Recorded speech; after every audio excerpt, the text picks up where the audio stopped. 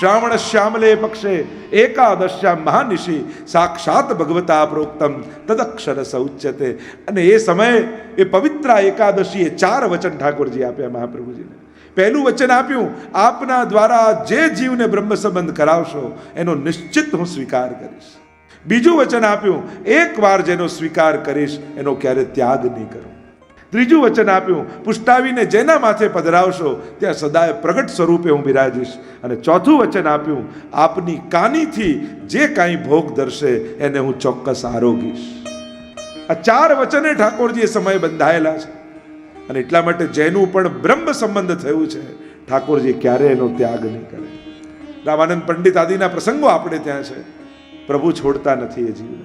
અંતરાય હોય, કદાચ થોડો સમય અને વિલંબ થાય, પણ પ્રભુ સ્વીકાર ચોક્કસ કરે છે. અહીંયા અનેકવિધ પ્રકારની લીલાઓના, બાલ લીલાઓના, માખણ ચોરી લીલાના વર્ણનો આવ્યા. આચાર્યો ભગવદીઓએ અનેક પ્રકારથી વર્ણન કર્યા છે. પણ જેના ઘરે ચોરી થાય ને એ મોટો ઉત્સવ કરે. ભક્તાભિલાષા ચરિતાનુસારી દુગ્ધાદિ ચૌર્યેણ યશો વિસારી. દુગ્ધાદિની ચોરી કરી પ્રભુ પોતાના યશનો વિસ્તાર કરે છે. કારણ કે ચૌરી લીલા છે, કર્મ નથી. મેં પહેલા જ દિવસે કહ્યું હતું, ભગવાનની કથામાં ભગવાન કોઈ કર્મ નહીં કરે, લીલા કરશે. જો આ કર્મ કર્યું હોત તો નિંદનીય હોત. લીલા છે એટલે સ્તુત્ય છે, આ ગુણગાન છે. પ્રભુ જેના ઘરે પધારે અને જ્યારે માટકીમાંથી ઠાકોરજી દહીં દૂધ આરોગીને ગયા હોય અને તૂટેલી માટલીમાં થોડું અધરામૃતનું દહીં પડ્યું હોય ને, ત્યારે એ ગોપી બધા ગોપીઓને બોલાવે કે દેખો સખી આજ મેરો ભાગ્ય કો ઉદય હો ગયો. ઠાકોરજીને કૃપા કી, પ્રભુ મારા ઘરે પધાર્યા અને મારી સામગ્રીનો અંગીકાર કર્યો. હું તો પહોંચી શકું એમ નહોતી નંદાલયમાં, મારી રંચક સામગ્રી કેમ કરીને પ્રભુને આરોગાવા જાઉં, પણ ઠાકોરજી કૃપા કરીને મારે ત્યાં આવીને આરોગ્યા છે. એનો મોટો ઉત્સવ કરે. હે રી સખી બડ ભાગ્ય ભરી નંદલાલ તેરે ઘર આવા. વધામણા આપવા લાગે કે બધાઈ હે બધાઈ હે બધાઈ હે, તેરે ઘર પ્રભુ પધારે. તારા ભાગ્યનો ઉદય થયો છે. તારે ત્યાં અમે તો વિનંતી કરી કરીને થાક્યા અને હજી અમારે ત્યાં નથી આવ્યા, અને તારે ત્યાં કૃપા કરવા પધારે. અને આમ માખણ ચોરીની લીલા એ ચિત્તચોરીની લીલા છે. અરે આપણા ઘરે કોઈ સાધારણ ચોરી કરી જાય ને, સાધારણ ચોર, તો આખો દિવસ કેવું ચિંતા, કોણ હશે, ક્યાંથી આવ્યો હશે, શું લઈ ગયો હશે, આખો દિવસ એના વિચારમાં જાય. તો વિચાર કરો, આ ચિત્તચોર જેના ઘરમાં જતો હશે એના તો ચિત્તની ચોરી કરીને લઈ જતો હશે. એવા પ્રભુને વંદન કરીએ. આગળ એકવાર પ્રભુ બ્રહ્માંડ ઘાટમાં ખેલી રહ્યા હતા અને ખેલતા ખેલતા વ્રજ રજનો ઘોડો બનાવ્યો અને ઘોડો બનાવી પોતાના મુખમાં મૂકી દીધો. જોઈ ગયા દાऊजी, कहने लगे कन्हैया तुमने मिट्टी खाई. देखो झूठ मत बोलो, मैंने देखा है कि तुमने मिट्टी मुख में डाली. सच बोलो वरना मैया से कह दूंगा. कही दो. दौड़ता दौड़ता गया, यशोदा जी ने कहवा लगा, अरे मैया मैया लालन ने मट्टी खाई. अच्छा अभी जाके देखती. दौड़ता दौड़ता यशोदा जी આવ્યા અને કહેવા લાગે, લાલન તે માટી ખાધી? અને લાલન બોલ્યા, ભાગવતની શરૂઆત જ થઈ સત્યમ પરમ ધીમહિ. એ પરમ સત્યનું અમે ધ્યાન કરીએ છીએ. તો આવા સત્યરૂપ પરમાત્મા અસત્ય બોલે છે? પોતે માટી મોઢામાં મૂકી છે છતાંય ના કેમ પાડે છે કે મેં માટી નથી ખાધી? એટલે આચાર્યો જુદા જુદા અર્થઘટન કર્યા. એક અર્થ ઉપનિષદ પ્રમાણે કર્યો, જ્ઞાન માર્ગ પ્રમાણે. દ્વા સુપર્ણા સયુજા સખાયા સમાન વૃક્ષમ પરિશસ્વ જાતે. જે ઉપનિષદમાં ચિત્ર બતાવ્યું કે એક વૃક્ષની બે ડાળ ઉપર બે પક્ષી બેઠા છે, એક ખાટા મીઠા ફળ ખાય, સુખ દુઃખનો અનુભવ કરે, અને બીજો પક્ષી દ્રષ્ટા ભાવે જોયા કરે. તો જે સુખ દુઃખના અનુભવ કરે એ જીવાત્મા, અને દ્રષ્ટા ભાવે જોતો રહે પરમાત્મા. એટલે કે આત્મા રૂપે એ દ્રષ્ટા છે, કરતા નથી. જીવ કરતા છે, એવા અર્થઘટન કર્યા. એટલે ભગવાન ખાતા નથી, ભોગતા નથી, દ્રષ્ટા છે. એમ ઉપનિષદમાં જેમ કહ્યું એમ. એટલે પ્રભુ કહી રહ્યા છે, નાહમ ભક્ષિતવાન, મેં નથી ખાધી. એટલે ભગવાન એમ કહે છે કે હું ભોગતા નથી, હું દ્રષ્ટા છું. એક અર્થ એમ કર્યો કે ભગવાને માટી ખાધી નથી, પણ ખવડાઈ છે. ત્યારે મોઢામાં મૂકી તો ખાધી નથી ને ખવડાઈ, આવું કઈ રીતે થાય? એટલે આચાર્યોએ અર્થ કરતા કહ્યું કે જ્યારે પૂતના વ્રજ બાળકોના પ્રાણ લેતી લેતી આવી ત્યારે એ બધા જ વ્રજ બાળકોના પ્રાણ પૂતનાની અંદર હતા, અને ભગવાને જ્યારે પૂતનાના પ્રાણોનું કર્ષણ કર્યું ત્યારે એ બધા જ બાળકોના પ્રાણ ભગવાનની અંદર આવી ગયા. અને ભગવાનની અંદર આવ્યા ત્યારે વ્રજવાસીના બાળકોએ કહ્યું કે પ્રભુ, અમારો જન્મ વ્રજમાં થયો, પણ વ્રજની મહત્તા જેનાથી છે એ છે વ્રજની રજ. વ્રજમાં જન્મ લેવા છતાં અમે વ્રજ રજથી વંચિત રહી ગયા. પ્રભુ આપ કૃપા કરો, અમને વ્રજરજનો આસ્વાદ કરાવો. मुक्ति कहे गोपाल सो मेरी मुक्ति बताए और व्रजरज उड़ी मस्तक लगे तो मुक्ति मुक्त है जाए. એવું વ્રજરજનો મહાત્મ્ય છે. મુક્તિને પણ મુક્તિ આપે એવો પ્રભાવ, એવું મહાત્મ્ય વ્રજરજનું છે. એટલે વ્રજવાસીના બાળકો કહે કે વ્રજરજથી અમે વંચિત રહી ગયા, અમને વ્રજરજનો આસ્વાદ કરાવો. કારણ કે વ્રજની મહત્તા રજને કારણે છે. એ યમુનાજી હોય, એ ગિરિરાજજી હોય કે વૃંદાવન હોય, ત્રણેયમાં રજનું મહાત્મ્ય છે. યમુનાજીની સ્તુતિ તમે ગાઓ છો, શ્રી કૃષ્ણના ચરણારવિંદની રજ થકી શોભી રહ્યા. પ્રભુના ચરણારવિંદની રજથી શોભા છે. એટલે જ યમુનાષ્ટકમાં પણ મહાપ્રભુજી કહે છે, સ્ફુરદ અમંદ રેણુ ઉત્કટામ. જ્યાં રજ કરતા પણ, જ્યાં જલ કરતા પણ રજની મહાત્મા છે, રજ અધિક છે. અમંદ રેણુ ઉત્કટામ, રજ વધારે છે. તો યમુનાજીમાં ઠાકોરજીની ચરણ રજ છે, એનું મહાત્મ્ય છે.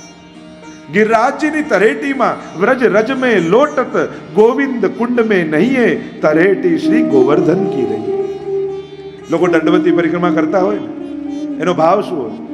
बे जणाए दंडवती करी एम जोवा जाओ, एक तो इंद्रए करी क्षमा मांगता मांगता, અને બીજું ક્યાંક ભાવથી ઉદ્ધવજીએ કરી વંદે નંદ વજસ્ત્રીણામ પાદ રેણુમ અભિક્ષસ. ગોપીઓની ચરણ ધૂળીમાં આળોટ્યા છે. ભાવ એવો છે, મારા રોમ રોમ ને વ્રજ રજનો સ્પર્શ થાય. રજનું મહાત્મ્ય છે. એ રીતે વૃંદાવનમાં પણ રજનું મહાત્મ્ય, એટલે કે વ્રજમાં આટલી રજનું મહાત્મ્ય છે. એક ઠાકોરજીની ચરણ રજ, ચરણ પંકજ રેણુ શ્રી અમને જુદે. વ્રજમાં આટલી રજની મહત્તા, એક પ્રભુની ચરણ રજ. અને એની મહિમા તો અનેક સંતો મહાત્માઓ અનેક પુરાણોએ ગાઈ છે. એ ચરણ રજનું મહાત્મ્ય. બીજી રજ વ્રજમાં છે ગોપીઓની ચરણ રજ. ઉદ્ધવજી વંદે નંદ વજસ્ત્રીણામ પાદ રેણુમ અભિક્ષણસઃ યાસામ હરિકથોત ગીતમ પુનાતિ ભુવનત્રય.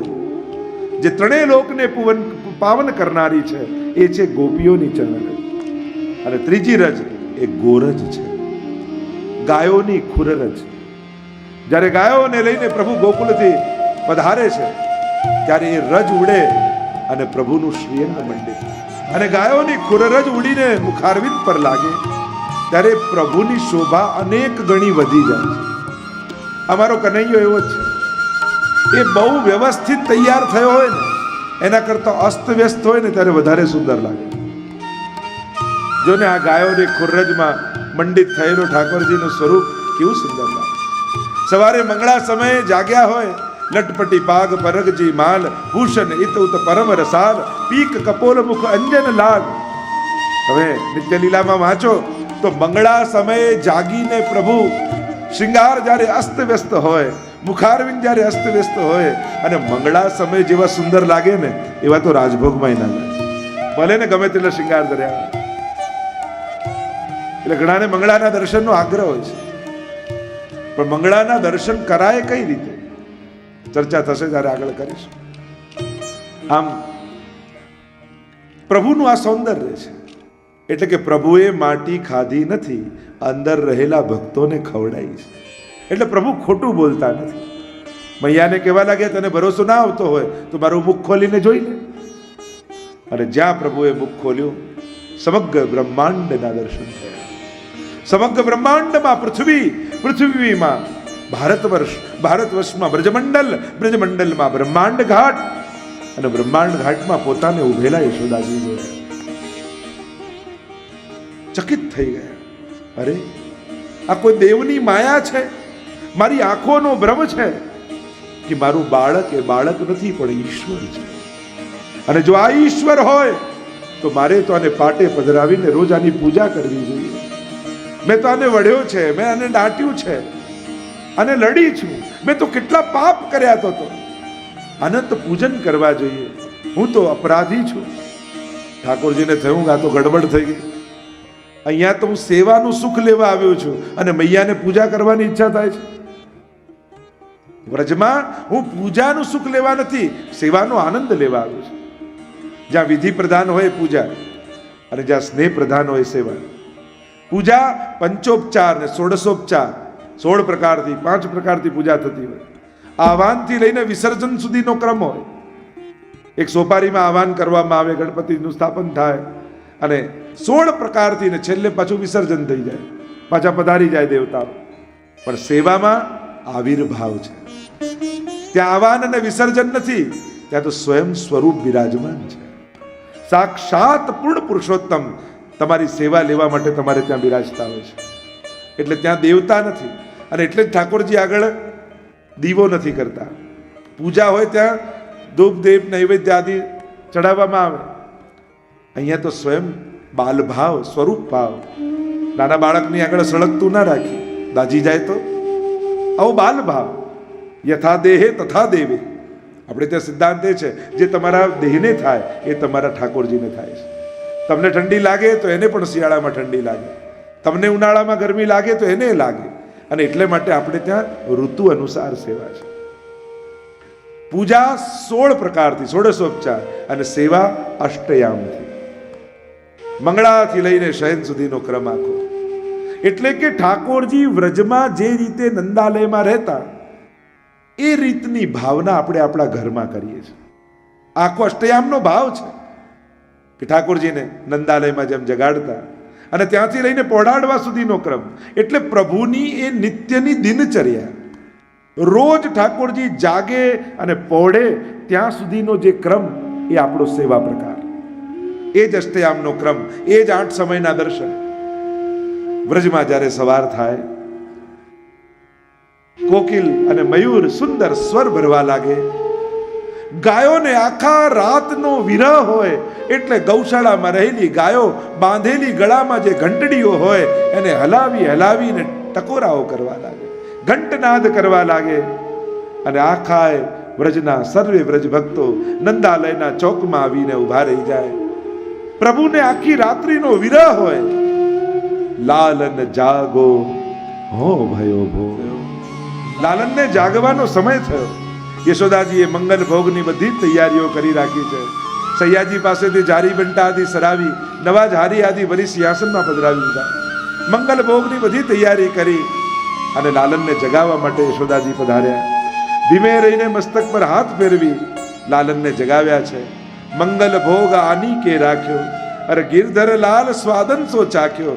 મંગલ ભોગ તૈયારી કરી પ્રભુને ધર્યો છે. મંગલ ભોગ દહીં, દૂધ, મેવા, મિશ્રી આદિ ધર્યા છે.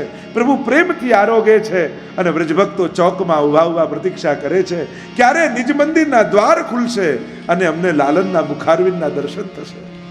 અને જ્યાં મંગલ ભોગ સરાવ્યા અને યશોદાજીએ નિજ મંદિરના દ્વાર ખોલ્યા. મંગલ આરતી ગોપાલ કી માં. હજી પૂરેપૂરું અજવાળું નથી થયું, પણ એ આરતીના દિવ્ય તેજમાં પ્રભુનું મુખારવિંદ ઝળહળી રહ્યું છે. એવા સુંદર મંગળાના દર્શનો વ્રજભક્ત કરે.